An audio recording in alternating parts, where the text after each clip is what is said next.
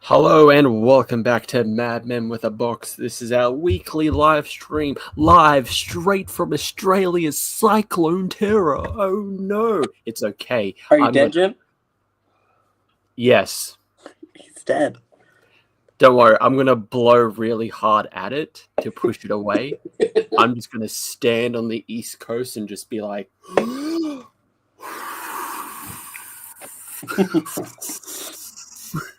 See, that's more than Florida does for hurricanes. We just stand out there and go like, "You just man, we don't have to go to work today. Sweet."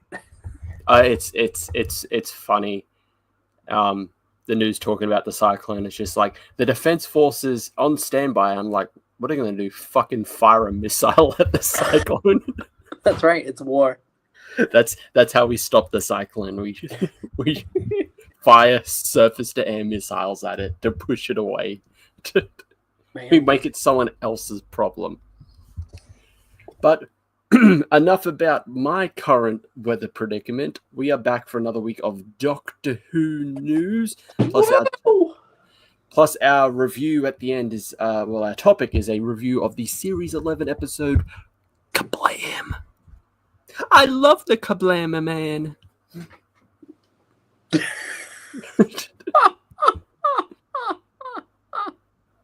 Oh, and by the way, I'm OZChris, and I'm joined here with Pixel. He still hasn't we haven't introduced ourselves, although you should know who we are at this point. You should know. Unless you all coincidentally got amnesia at the same point. Listen, he is the fourth best? You're not even pointing at the right person. Fourth best YouTuber? Fifth? Who? You. Me? To me, you're number one. 50% has our asses. They've owned us. On what? What rating are we going off of? What list? Did BuzzFeed put up a list of best Doctor Who YouTube channels and what we somehow got on there? I very much doubt it. We did not. I've yet to see on Twitter PopCrave say Madmen with a Box stuns on Doctor Who YouTuber list. That's what we got to do. Oh. That's what we got to do. One of us have to wear the dress. Which one is it going to be? Jimmy. Rock, scissors. Jimmy. It's not going to say stuns.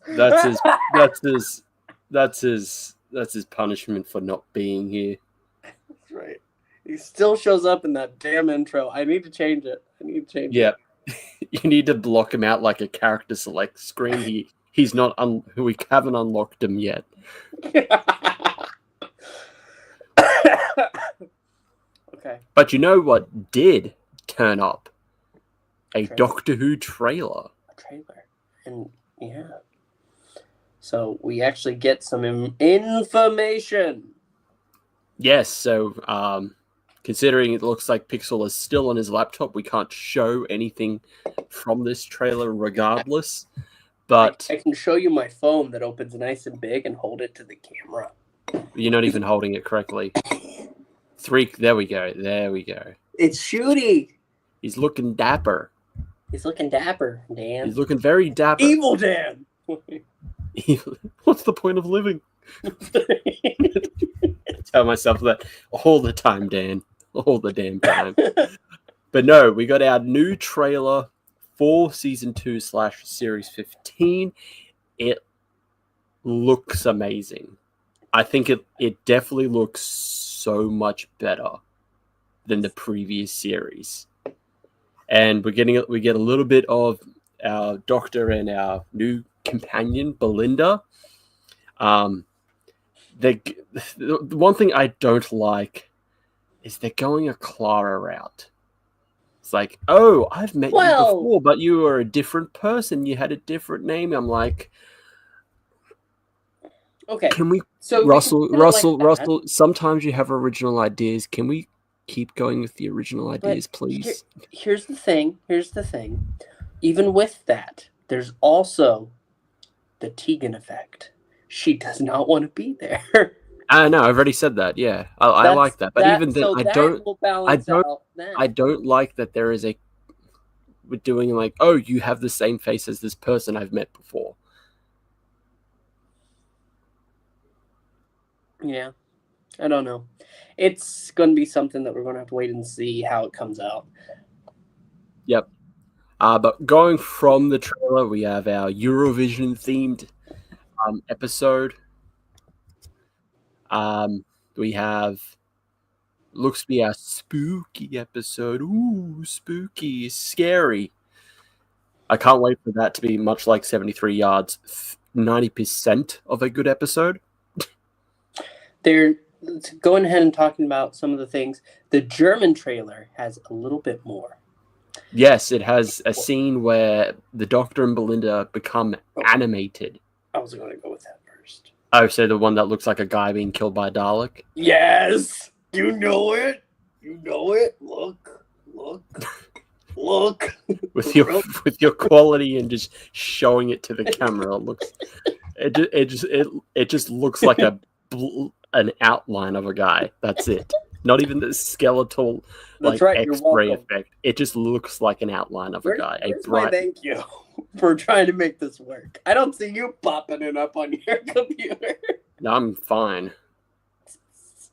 And now, yeah, what you were talking about before. Yes. So that looks like that could be a fun episode. I love it. It's going to be really fun. But then we get Mel's coming back, of course.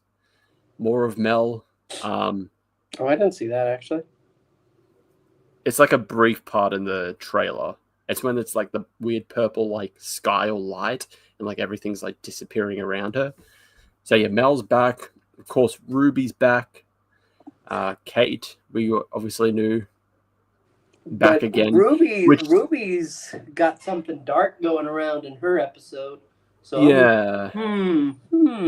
And with Kate, I feel like I know a lot of people have said that because the scene that the parts that Kate is in the trailer, it looks like they're hiding something in unit, and that could possibly lead into the spin-off.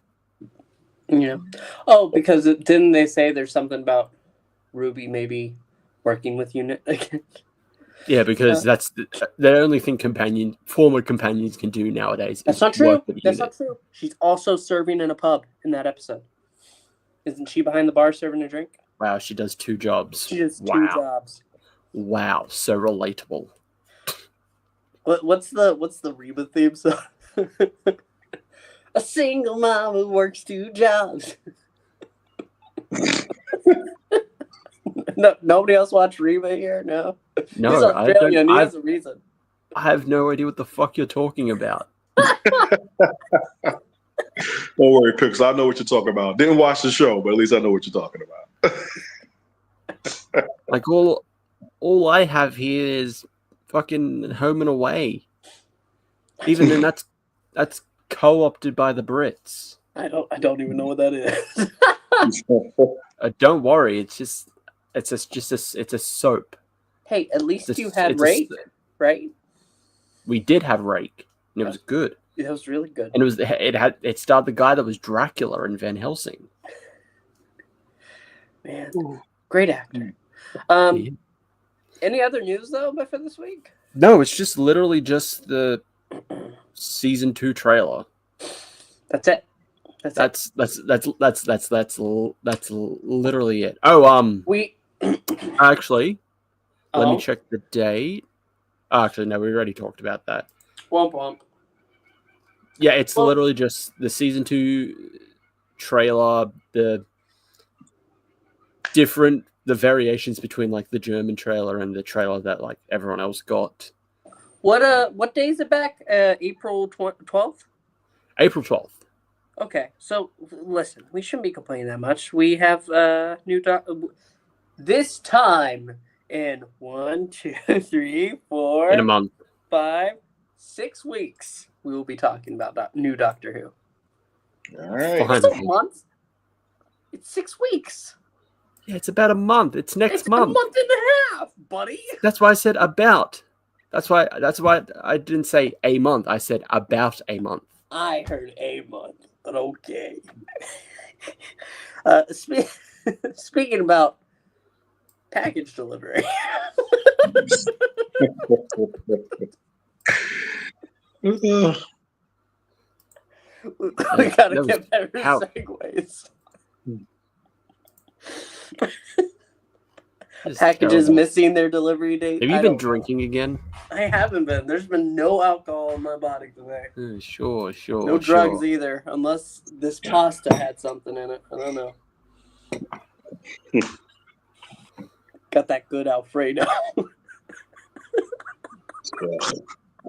You and my daughter with Alfredo. It's perfect, man. It's the best pasta sauce. No, it's not. No, it's not. You go with the good old bolognese sauce, buddy. You go with the OG. You wouldn't know. You've got no Italian in ya. I don't see you cooking the pizza. My grandfather was Italian. My step-grandfather. See, that doesn't count. A step-grandfather. He had a big influence in my life, you know? That doesn't make you Italian. You're not Italian by blood. It's true. I'm very, very white. Just white. Shocking. Newsflash. Whitest man possible is white. The whitest man possible is white.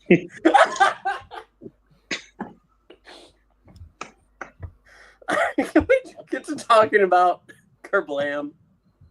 Sure. Okay, so as usual, the roll of the dice have decided our fate. Our fate being what episode of New Doctor Who we would be reviewing, and that is the series 11th episode, the 7th episode of that series, Kerblam.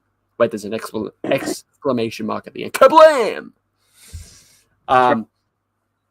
This sees the 13th Doctor and the fam head to Kerblam, a very, very well-known, like, Amazon-esque company, after receiving a package with an invoice that said, help me. So there's something going on in the Kerblam factory. So they go undercover to uncover the mystery of what is going on in Kerblam. This was released on the 18th of November, 2018. And it is written by Pete McTighe, who is coming back for the next season. Yep. Who also did Praxeus in series 12 and did a lot of the videos for the Doctor Who collection with like the past companions and characters. So he's done good stuff. He's done some good things. Some good stuff. Those anniversary things where they were doing like retrospectives. No. So they're basically when the new collection gets released, sometimes they'll have basically little a short video of like the actor reprising the role. Oh, okay, gotcha. So like when I think it was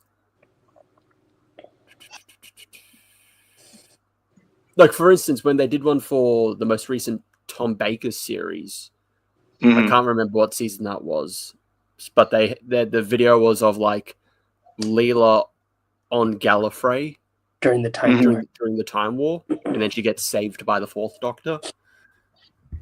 All right. Yeah. So they're little fun little videos of like the characters returning, whether they're like quote unquote canon or not. It doesn't really matter. They're just there. It's just there for fun. Yeah. But that's what Pete McTighe has done technically recently, not counting the upcoming season where he is writing an episode. But Kerblam is I believe, his first foray into Doctor Who, as far as I know. Pretty sure. So, Gevain, what do you think of Kerblam? How much do you love Amazon?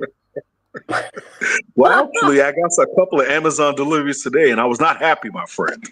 One of my packages came. They ordered a item from the Superpowers collection, this DC thing, and they just simply slapped the shipping label onto the item itself and sent it out into the rain. And then the box came damaged, wet, messed up. I'm not happy. Write them back now. Yeah, that already put a nice nasty review up there, and I will also send them that. It's like, what the hell are you guys doing? The other two packages came fine, weren't soggy, but at least they were in boxes and protected from the elements. But yeah, how was the that was bubble? close. Yeah, how was the bubble wrap? There's no bubble wrap at all. Consider yourself lucky. It could have been worse. You could have been disintegrated by bubble wrap. Well, I figured them slapping the label right on the item. Somebody was sending me a message. They were like, "Look here, buddy. We're looking out for you." we got. No, I think the actual message was, "We're too fucking lazy to do the bare minimum." It's like literally the pay for shipping and handling it didn't happen, but.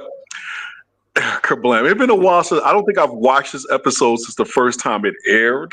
And if you can say on the nose much, that would probably be the best way I would describe this episode.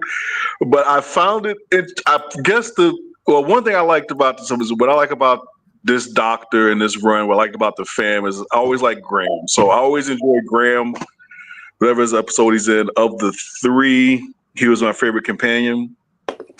Despite the episode itself, I did like Judy. I thought the kind of geeky human resource sort of head of people person, she was I guess for lack of a better word, a charming character. But I'm not sure how to feel about Charlie. I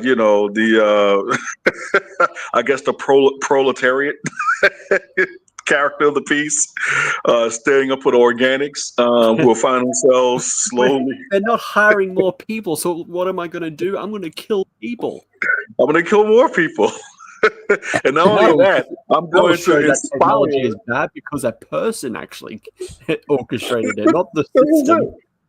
And I'm such a terrible human being that I'm going to inspire AI to also murder in the name of of my cause. Oh well, it's like, I'll get to that with my thoughts because I have thoughts on that. Yeah, it's like, help me. In order to get you to help me, I'm going to do what this guy does, but just even more sinister and more creepy, seemingly out of spite. It's like, not only am I going to kill somebody, but I'm going to kill the very person that you love to basically try to just send you a warning shot. Now, look here, buddy. If not this time, I'll make sure that your parents get hired at the factory and I'll take them out too. So this was sort of like a really... Oh man, I hate to use the word, but oh man, I hate using the word woke, but it's just a really woke commentary on, modern labor dynamics and policies. Yeah, the episode is a commentary on the whole modernized workplace. It became more dependent on technology than actual people. Yeah. An illusion that basically it's like almost like prison labor with the whole thing. Like, what are we, under house arrest by them having the little devices that I think they normally wear in their wrists. They had them on the ankles and stuff like that. So it's like, I think in greater hands, it might have been a better episode. I think with Ryan, if I'm getting his name right, because I haven't watched it a while. I think with Ryan, if they had maybe focused a little bit more on his experience, like, the whole thing of like him, this is what he was doing before he hooked up with the Doctor, and maybe playing that up in some way. But just in general, it was, if it wasn't so like on the nose in terms of what it was commenting on, this could have been an interesting episode. Or even if they just play up the whole fact that the workers, at least in this part of the galaxy, are so terrible that they influence AIs to start murdering people in order to get as cries for help. Other than that, this was just like, it just felt very, how can I say it? As a writer, it felt very amateurish. I think if I was editing this, I would have pushed the writer to be a little bit more subtle in the points he was trying to get across, and maybe just even find a better point. Because I'm not really sure in terms of the theme of the episode if hey, look, people got to work, so they got to make money. But yeah, I think where the episode lost me is when the AI killed a worker just to get my man Charlie to back off, and it clearly didn't work because Charlie's a lunatic. But anyway, I'll leave it at that. I'm going to be of the unpopular opinion tonight. You know what? The retrospective, rewatching it, I actually didn't hate it as much. I don't know what to tell you. Like, yes, it's very much on the nose. How much money did Jeff Bezos just give you? Hey, listen. They put bubble wrap in your packages? Is that what it was? As somebody who actually did work in an Amazon warehouse, I fucking hated it. I hated working in As someone who currently works in retail, I fucking hate it. But I'm going to go ahead and say that I going ahead and watching this episode. I was actually surprised that I didn't dislike it as much as I remember disliking it. No, right, Stream. That's right. The commentary, no, it's very heavy-handed, but it's also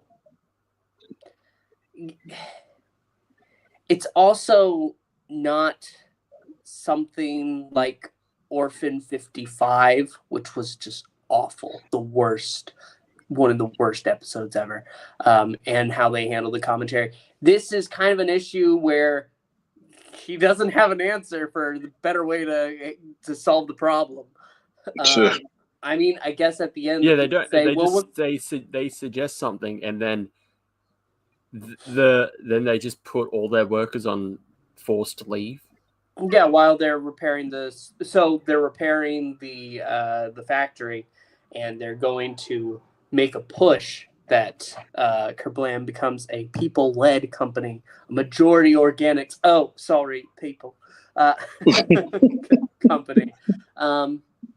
And I mean, it okay. That's what I'm really getting here. I'm not saying this is a great episode by any stretch, but it's fine. I think the second time around, I'm not offended by anything. And I did like the Graham. I love Graham. He was the best companion of this entire era. And then him getting close to Charlie, like, oh, Charlie seems like a good kid. And then it turns out he's a psychopath. Basically. They still try to do the right thing, which is try to save him at the end, but there's no saving him because he's just god awful. I kind of like the plot though. The plot. I kind of like the plan, going ahead and making bubble wrap the bombs. And so what has he done? He's gone ahead and he saved it to do a mass order. I think that is like it's a diabolical plan. It's terrible, but it's one that you're like, oh man, that'd be terrible. But I think it would have been better. I think the problem with because I agree with you. I don't think it was the worst thing in the world, but I think the problem is that once they made the AI just as much of a murderer as Charlie, I think that's where it kind of went left for me. It's like it might have been better to highlight the fact that even the AI had more like compassion than an actual human being. But then when you basically make both of them killers, it's just like, They put her in the room with the thing. It's not like not like the actual people that's something they didn't explain though. So the other people had been liquidated and they were in the vat.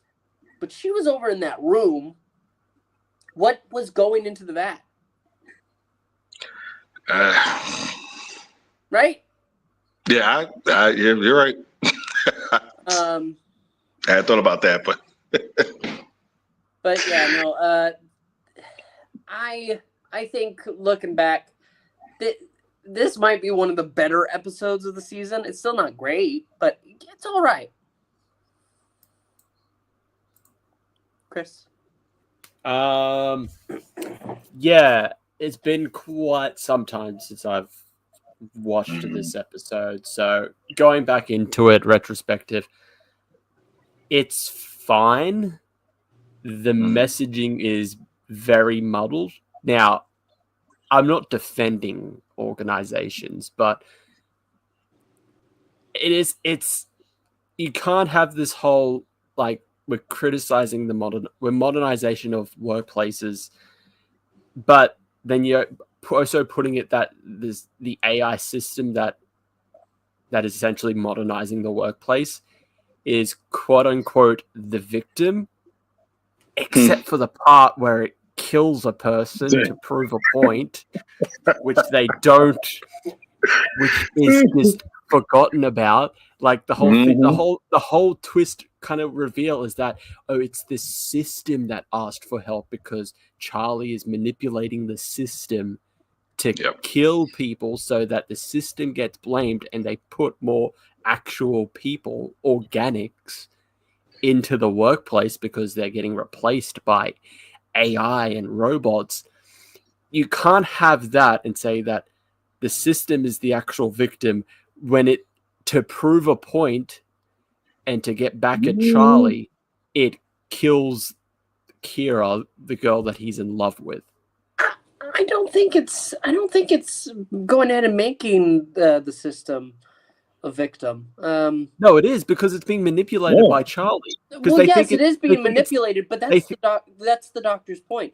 The doctor tells Charlie, "Listen, I understand what you're saying. People need jobs, absolutely, but you saying that going ahead and doing this when the AI is clearly telling you, no, this is wrong, don't do this." It's a tool, and how you use it is what's going to lead to a good or a bad outcome. This is a bad outcome, buddy. That's what Doctor's saying. So yeah, I get that, but the thing is, the quote-unquote system, the AI, is not innocent either. It killed a person. It didn't need to. It could have just sent Kira there and give the illusion that, she's going to open a package and the bubble wrap there is one of the explosive ones, so that, I don't know, Charlie does something that, like, I don't know, like, expose it, because he gets exposed in the end. Because it could have faked to death to shock him into realizing on a personal level what he was going to do on a mass level. And the thing is, then if Kira had been revealed, computer to be smarter than a computer actually is, though. but that's what I'm saying. But see, that's the point. So it's like to Chris's point, it's like the computer. If the computer is an AI and it's adaptive, which that's the point in the beginning, is that the AI is so adaptive that it knows to ask for help. That's the whole thing. It knows to ask for help. In some ways, it's supposed to be shown that it's actually more compassionate or more enlightened than Charlie is, because it's like, hey, look, things around here are going screw. I'm going for help. But then it turns out to be just as bad as Charlie. It just isn't killing on the same scale as he's planning. But he's still doing the AI is still doing the same thing. So it's not like how it's not like, oh, don't do that. No, please don't force my hand. It's like, it literally kills somebody to also make its point. So it's like, who's really the bad guy here? It's like, I think that's where it lost its way. I would have thought that the computer would have faked Kira's death. Like Chris is just fake Kira's death. And then that was hoping that would snap Charlie back to his senses. And then when it didn't, then it's like, hey, hell, the conquering hero, the AI. But the AI did the same thing. And it's just like, and it's almost like, well, Charlie, you made it do it. It's like, look, I didn't want to kill Kira. But Charlie made me do it. He forced my hand. I didn't have any other choice. How does that make the AI any different than Charlie? With Charlie say, like, if you guys had given us all jobs, I wouldn't have to sit up here and create, and commit mass murder by bubble wrap. It's like, it's like it lost it. It lost it. Yeah, he lost the narrative along the way. I don't know. I just feel like I feel like the AI is a tool. Like it's a tool, so it's doing what Charlie had pretty much gone ahead and said, "Hey, you do this." He noticed that he liked Kira, and said, "Okay, well, let's see if this will snap him out of it." And it does the thing that's been programmed to do. Like, but it undermines the spark of what's the word I'm trying to find for it? It undermines the supposed spark of like either creativity or humanity or compassion that is alluded to in AI in the beginning by sending the help me packing slip in the first place that Charlie doesn't even think to do. So Charlie doesn't think to look for help outside the system. The system knows enough to look for help outside the system, which is supposed to show that in some ways it's more human than Charlie is, when in reality it's not. That's not how I was looking at it. The system knows that it's doing something that's against its core functions. That's why it sent out the message. It's less the morality knows the system knows, hey, this isn't what I'm supposed to be doing. I see the tool. I see the tool aspect. I don't see a person, and that's the thing. I don't see the Kerblam man as a person. I see it just as a tool that has been used for the wrong things. So how do you explain the targeting of Kira then?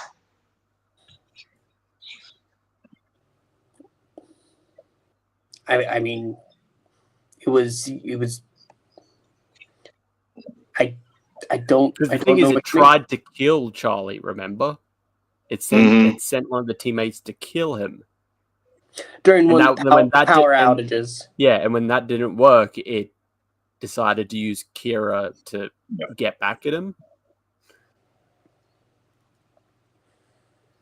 Was that after? So I feel like in the scene? I feel like if Charlie is controlling the system, why would it allow it like somewhat of like a capability to try and rebel, quote unquote rebel, or like fight back?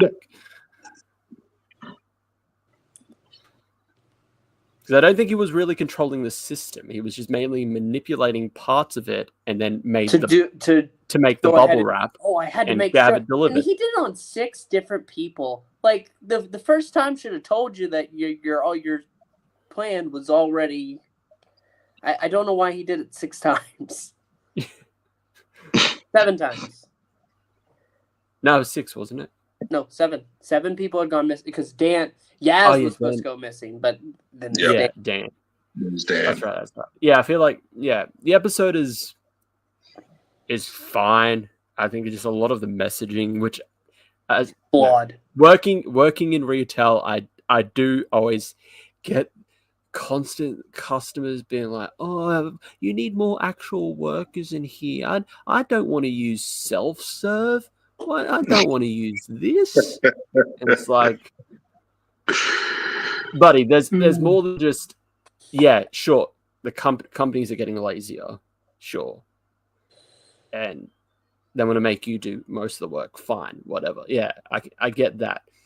Well, we have there's also the reality that now this for someone who's worked in retail for like almost half my life, I can tell you this now. The reason why there is not a lot of workers is it's not just because no one is applying.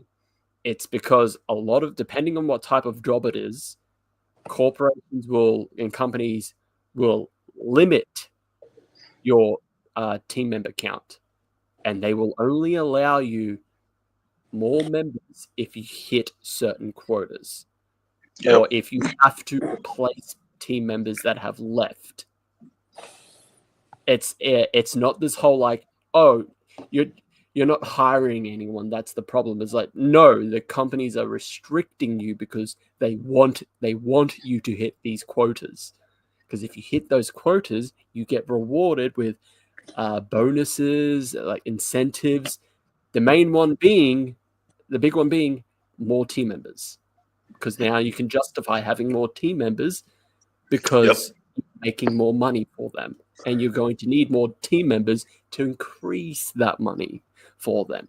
So Little insight into retail. That's how it actually really works. It's not because they're not hiring. It's because of these. They want you to hit quotas. I should know this because one of my way above me is like, hey, you and all these other stores in this area aren't hitting the optimal order. And it's not because, oh, you're not hitting the optimal order. It's because she doesn't get a bonus if we don't meet the optimal order. Yep. She's not saying it because as a middle manager of many years, I can confirm that. You guys need to hit the optimal because it works out better for you all in the end, and you get to have more people. It's because she doesn't get a bonus if that entire zone doesn't hit the optimal. Yeah. So yeah, I think it's a fine episode. I think it's directed well enough. I think the acting is fine. It's fine for what it is. There are weird parts in the score, like in the music, where it's just like, here's this big action music suddenly for like a few seconds to show like this is an intense part, and it's just like I felt like that could have been a bit longer, or if for some reason there was a chase in here, the music would have worked better. But I don't know. I don't think it's because Kerblam's that one of those episodes a lot of people go back to is like this is like one of the worst ones. It's not the Jodie's era, and I think it's not good, but it's not terrible either. I think it's just muddled. If we're going from just Pete McTighe's like episode, depending on a rewatch, I think Praxis is worse between the two. Because Praxis is another like this. It's critiquing like microplastics, like the plastics in the you're damaging the environment. You're polluting the environment.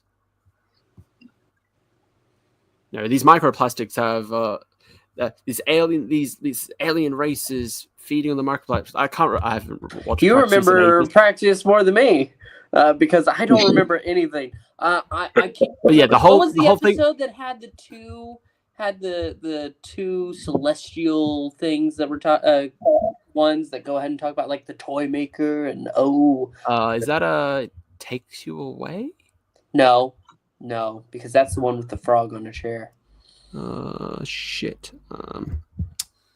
Can't remember. Was it series 11 or series 12? Praxis is series 12. Okay, so series 12. Hang on. Hang on. Okay. Hang on. I'm hanging on. Hanging on. You better be hanging in there. I am. Can I have the episode count? Can you hear me? Yeah, can you hear me? Can you hear me? Yeah, Return of the Eternals. Yeah, can you hear me? Eternals, yes. Yes, not the crappy movie, by the way. Just the crappy episode. Sorry. Zing with the bow. Anyway, let's go ahead and give this a number. Gevain, if you had to throw a number onto Kerblam, what would the number be? Yeah, I can give it a 5. Like I said, I think I'm with both of you on this. Like it's not the worst episode in the world. I think what it is that it feels like it has potential and it just wasn't pushed enough. So it kind of like it reminds me of one of my first stories I wrote for an anthology, for a comic anthology. And it's like you write a story and you want to get this like really big heady message in it. And so you can go heavy handed with it. It's only over time, especially when you look back at it, you go, man, I could have gotten that same point over and done it a lot more deftly than, some of your first efforts. And this just feels like a very much like a first effort of a writer. So I'll be interested to see what he does for, this upcoming season, what his episode is. Maybe he's aged with time, aged finally with time, like wine. But yeah, I would give this a 5 only because I think there was a lot of potential here, but it was just like, it seemed like it just needed to be massaged a little bit more. And I think in other more capable hands, this probably would have been an episode that could have been an easy 7, if not a 7.5. But yeah, I would say a 5. And I like the Judy. I like Graham. I think Graham is written well in it, and I like Judy. Again, that's another missed opportunity for me was the idea that how Graham got along so well with Charlie, even though he's a psychopath, while at the same time him and Ryan and I getting along well. Like that could have been played up. That could have been played up some. There was just a lot of missed opportunities here, and it just feels like yeah, just a little bit more effort into it. Like what Chris said, it feels like it could have been longer. Maybe that's what it was. It was the time constraints that did this, but just a little bit too heavy-handed. But I give it a 5. Like I said, it's not definitely not one of the worst of it's not one of the worst episodes of the season. I'm still going with fine. Going ahead and thinking about it, I think that this episode I found far more to enjoy than the first time around. I also like how when Charlie is going ahead and being called out for what he's doing, he's explaining his plan. The doctor goes in and says, "You're not an activist. This isn't a good thing you're doing. You're delusional. Yeah. I'll still save you because I value life, but this isn't a good thing. This is terrible. It's time to stop." So I'm gonna be kind enough to say 7. Thought 6.5, but I'll just round it. It reminds me of like, oh, we have this person they kind of have the right ideas, but they're doing, but it's like, well, they're killing people, so I can't really support them if they're killing. It's like, I don't know. Pixel, did you watch Falcon and Winter Soldier? I did, yeah. Is it like the main like antagonist in that is just like, oh, they decide that absolutely people in there. It's exactly like that. Once you go ahead and you're going ahead and destroying all these lives, once you're killing people, is like you've kind of lost the point. I don't think at this point it matters that you're doing that. This is for like the quote unquote right reasons. It's like, oh, I want more people. I want more actual people in the workplace. So what I'm gonna do is I'm gonna kill people.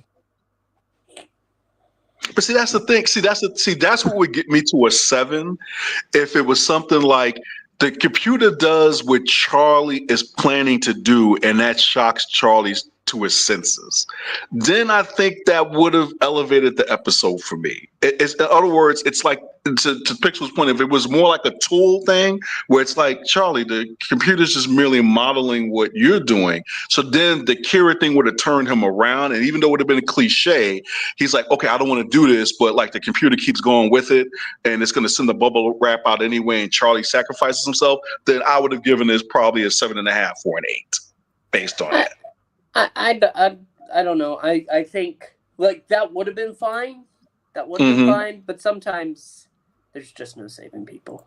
So sometimes that happens. Which it's so. I'm so glad we didn't talk about arachnids in the UK. I would have had to kill myself. You're telling me. You're telling me.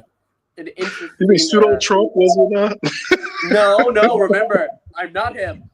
He says he says that he's not Trump. He's and then no, not that guy. No, you're confusing me with someone else. Yeah. Okay. So you have our. Wait, what number did you give it, Chris? I didn't give one. How fucking dare you? I didn't mean to. I didn't. How dare you? I'm sorry. Go ahead, give a number. Typical white guy over here. Okay. Typical Pixel over here. I'm more ready now. My ranking for this, I would give it I'd say about a 6. A 6 out of 10. I think it's it's above average.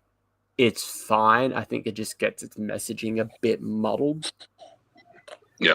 When you have the guy that thinks he's doing the right thing and he's killing people to do it, I feel like I'm kind of not on his side anymore. Okay. He could be like, well, I want to give money to everyone for free. Everyone should be millionaires. And I'm going to kill poor people to do this. And it's like, I love money, but you kind of lost me there with the poor people dying kind of thing, buddy. Like, ooh, I don't. Is it? Why they're not the ones with the money? What are we doing here, man? Yeah, no, it's a yeah. Look, rewatching this like fresh again. Yeah, I think I somewhat liked it a bit more than last time. Then again, this was during my phase of where I was like, I think I'm just done with Doctor Who. Mm. And before anyone says it, no, it's not because Jodie was the Doctor. I was genuinely intrigued with how they were going to do this because I know she's a great actress. Oh yeah. This was just, I was falling off during Capaldi. Okay, during Capaldi's last season, where I was like, I think I'm done. Yeah. We'll see how this goes. I think Jodie being the Doctor was like, okay, maybe let's see. You've piqued my interest, and then it just turned out to not. What it really was, though, that saved it was Jimmy decided that, you know what, we should do this on a semi-regular basis. Yeah. Fine, I'll make a YouTube channel. We can do it. And then he disappeared. Then he disappeared. It's so hard. I don't know how he disappeared. You can't miss him.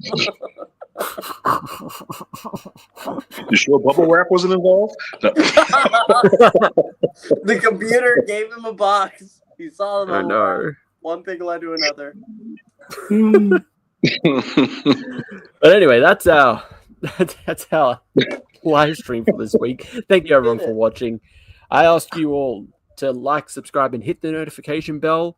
Put in the comments. I love the Kerblam, man.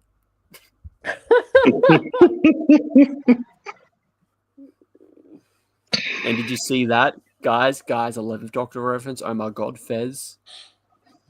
Hey, Fezzes are cool. Good night. There you go. Goodbye. See you next So week. long.